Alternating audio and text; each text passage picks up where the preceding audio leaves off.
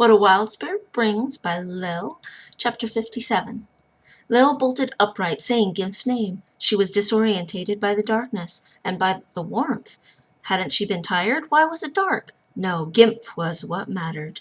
She shook her head, stopped wondering at the night sky, and started searching for a friend, only to find her next to her.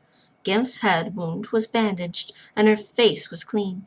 They were in a cart of pillows, bundled together under the fluffy blanket.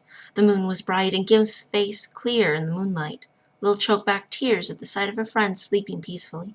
Then she realized that she had not cleaned and bandaged Gimph.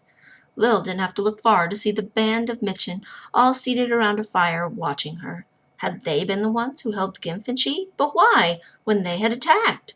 "It is good to see you well, Lil," Kinch said, rising. Lil couldn't respond. Had she dreamed that they'd attacked? But then, Gimph's injury. She and Gimph should be dead. "If you will forgive our unbelief of your great powers, we would gratefully accept your offer of a ship and will leave. We do very much wish to go home." "But you attacked us." He paused before answering. "I did. Forgive us. We were very impressed with your show of power." Lil started laughing. "Well, you did ask for a ship."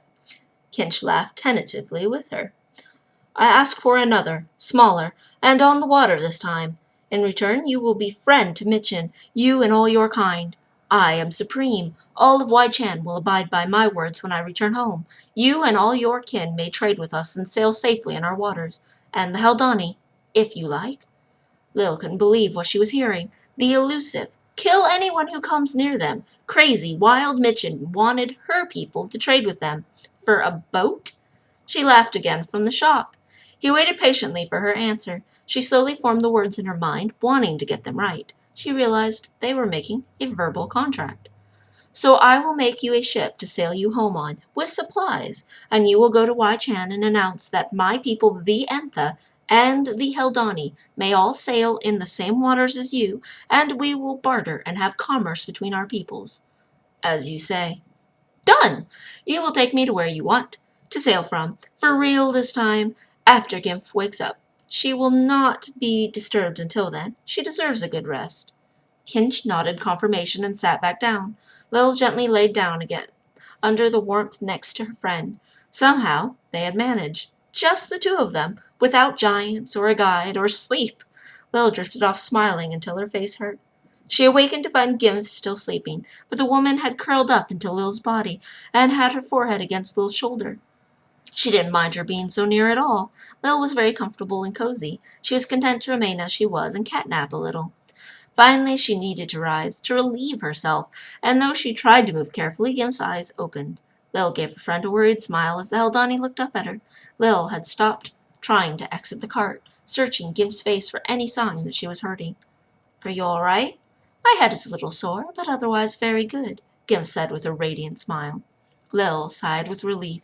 "I am so glad."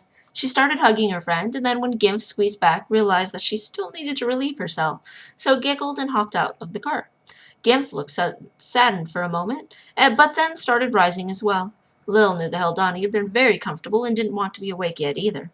Lil started to go around a tongue, and heard Gimph warily call her name. She turned, seeing her friend perched on the edge of the cart, eyeing the awaiting Mitchin, all still seated around the fire, though. Now the sun was high in the sky. Lil chuckled. "The Mitchin and I have made an agreement. I am relieving myself, and then we are going to the water, and I will make them another ship." "Another?" Kinch extended an arm, pointing up at the ship, stabbed into the dagger-like mountains just a little to the west of where they were camped. Gimph goggled at it. Lil chuckled again, then turned, skipping, to continue round the edge of the tongue she was circumnavigating. When she returned, she quickly hopped in the wilder and made sandwiches for all. The Mitchin had never eaten them before, but complimented them. There were 14 of the Mitchin, and all were male. Women were not allowed to sail in Mitchin, according to Kinch. Women were considered of the earth, while men were of the water. He seemed to be surprised she didn't know that, as if there was something very common. But then, Lil had thought sandwiches were. When they left for the ocean, Kinch ordered the other men to alternate turns pulling the cart with Lil and Gimp aboard. Lil started to protest, but he said they would travel faster without pacing themselves for the recovering Haldani, and Lil realized it was his way of apologizing. So 4 men at a time pulled the cart along in zigzags between the tongues. About half a day's travel brought them to the coast, and here Lil did as promised, forming a ship, anchored out in the water, filled with sacks of rice and barrels of fruit and kegs of water for their journey. She made a long rowboat for the men to use to float out to their ship, and since the tongues did not let up at the ocean, jutting up from the waters for some way. Kinch grasped her elbow, and she his, when she got up. His slitted eyes showed that he was very impressed and grateful. The Antha and the Haldani may trade with our people and sail our waters without fear of attack. I will never forget you, and my people will know the name of Lil, friend of the Mitchen. Gimp stifled a shocked gasp, and Lil said in commemorative tone, and I am glad to be friends to such a worthy, powerful people. May your waters be calm and your journey home safe. He nodded, his expression hidden by the black wrapping, but Lil could still tell he was smiling. As you say, Lil, we are glad to have such a powerful friend. If you ever need more than a single Haldani as your companion, I will always be available. I have many wives, each more fascinating than the last, but you would outshine them all. None will ever harm you, even on the Isle of Mitchen. Not you. Lil thought for a moment he was starting to flirt with her, and then he abruptly turned and climbed aboard the rowboat, facing his new ship.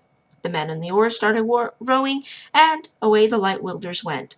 She didn't know if she ever wanted to go to Mitchen the way his tone had been. He might try to marry her or something. I think he liked you, Gimp said, laughing a little. Don't poke fun at me, Lil chimed, laughing with her friend. The 2 women started walking south out of the tongue, smiling. Honestly, Lil, I did not think that this would be the outcome and conclusion of the mission at all. Well, I am glad it is. Of course, I am as well, but how did you manage to convince them not to kill us, and even more, to form an alliance with the Entha and Haldani? With that giant boat topping the tongues. But truly, Gimp, I could not have done so without you. I will never forget you almost died for me. Gimp blushed and looked up, then stopped walking, face lighting up, and pointed, shouting, Look! Lil turned to see 2 griffin flying overhead, doing forms in the sky with each other. The women stared in awe as the mighty beasts flitted and dove around each other like a dance. Lil had never seen a griffin. Their beaks opened once in a while to let out a sound that the other would respond to. Their talons on the forefeet met sometimes in their patterns they were flying, and their lions' tails moving with their muscled bodies and massive wings counterbalancing their flight. Finally, the beasts flew down, settling in a nest high on the tongue, basking in the sun, heads high and regal. Gimp started walking again, and Lil regretfully followed, still enthralled by the griffin. Gimp was smiling playfully at Lil's childlike wonder.